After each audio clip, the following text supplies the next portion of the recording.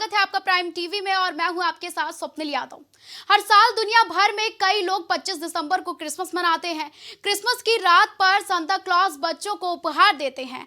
आपको बता दें कि क्रिसमस पर लोग प्रभु यीशु का जन्मदिन मनाते हैं, लेकिन आज हम आपको बताएंगे कि आखिर क्यों क्रिसमस के त्योहार पर सांता क्लॉज का जिक्र होता है और उनकी क्या कहानी है। आइए जानते हैं सफेद दाढ़ी वाले बाबा की ये दिलचस्प कहानी।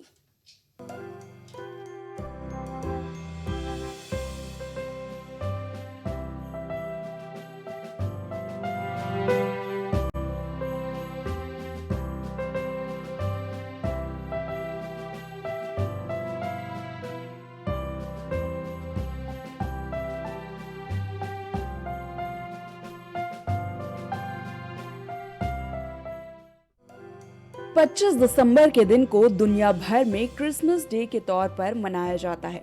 वैसे तो ये ईसाई धर्म का त्योहार है, लेकिन लोकप्रियता के चलते इसे अब अन्य धर्म के लोग भी खूब उत्साह के साथ मनाने लगे हैं।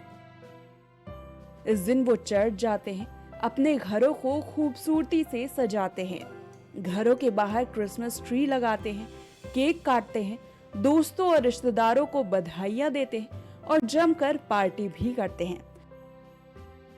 इन सब के अलावा क्रिसमस के दिन बच्चों को खुश करने के लिए लोग सफेद बर्फीली दाढ़ी लगाकर, गोल चश्मा और रेड एंड व्हाइट पोशाक पहनकर, एक हाथ में घंटी और दूसरे हाथ में गिफ्ट की पोटली लिए सांता क्लॉज बनते हैं और खासकर बच्चों को ढेर सारे उपहार देते हैं।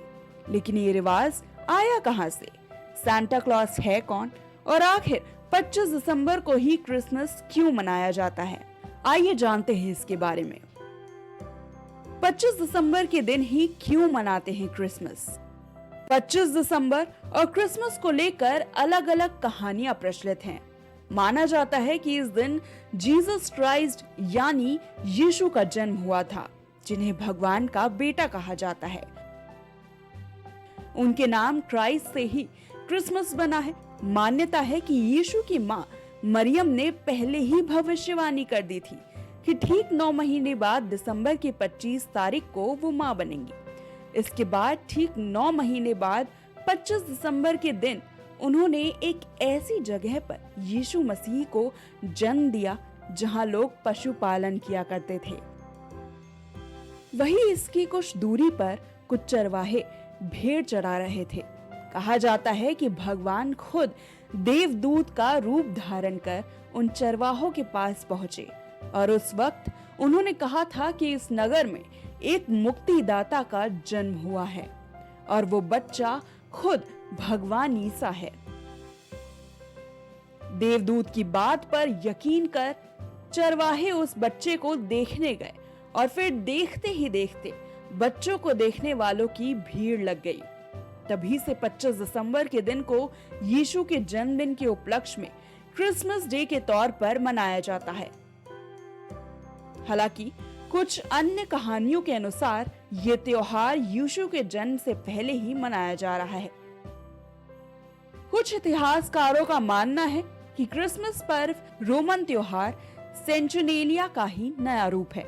सेंचुनेलिया रोमन देवता है।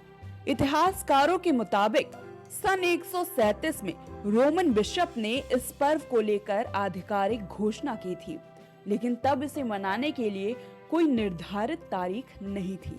फिर सन 350 में रोमन पादरी जूलियस ने 25 दिसंबर को क्रिसमस डे के रूप में मनाने की घोषणा की थी।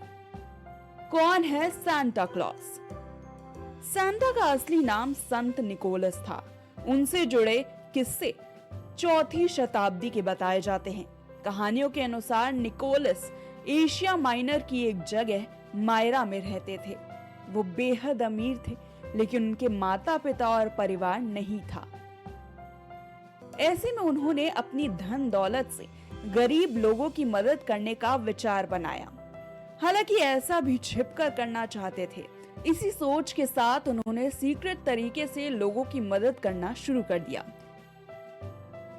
क्रिसमस की अलग अलग परंपराएं हैं। कहा जाता है कि एक गरीब व्यक्ति की 3 बेटियां थीं। जिनकी शादी के लिए उसके पास बिल्कुल धन नहीं था। वहीं जब निकोलस को इस बात का पता चला तो उन्होंने गरीब की मदद करने का फैसला लिया। इसके बाद वो रात के अंधेरे में उसकी झोपड़ी के पास पहुंच गए। वहां जाकर उन्होंने गरीब के घर की छत से सोने से भरा बैग डाल दिया। छत के नीचे एक चिमनी लगी थी जिसके पास मोजे भी सूख रहे थे। वहीं जब निकोलस ने सोने का बैग फेंका तो ये मोजे के बिल्कुल पास जाकर गिरा।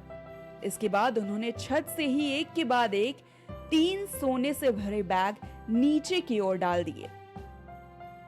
हालांकि तीसरी बार ऐसा करते हुए गरीब व्यक्ति ने उन्हें देख लिया। इसके बाद संत निकोलस व्यक्ति के पास पहुंचे और इसके बारे में किसी को कुछ न बताने की राय दी। तभी से जब भी किसी को कोई सीक्रेट गिफ्ट मिलता तो लगता कि ये निकोलस ने दिया है। धीरे धीरे निकोलस की कहानी लोगों के बीच पॉपुलर होते गई और क्योंकि निकोलस को बच्चे बेहद पसंद थे तो बाद में क्रिसमस पर बच्चों को तोहफा देने का प्रथा बन गया। कहा जाता है कि निकोलस की यीशु में गहरी आस्था थी जिसकी वजह से वो बाद में पादरी बन गए और उनको संत की उपाधि दे दी गई। इसके बाद से क्रिसमस के दिन सीक्रेट सांता बनने का रिवाज बढ़ता गया।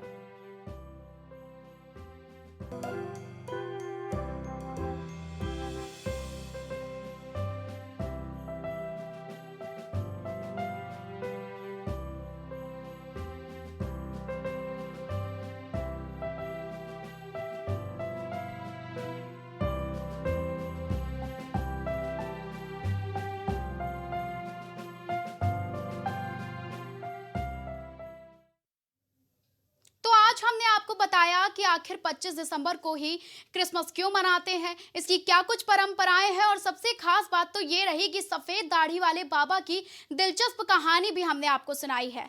तो फिलहाल अब हमें दीजिए इजाजत और आप देखते रहें प्राइम टीवी।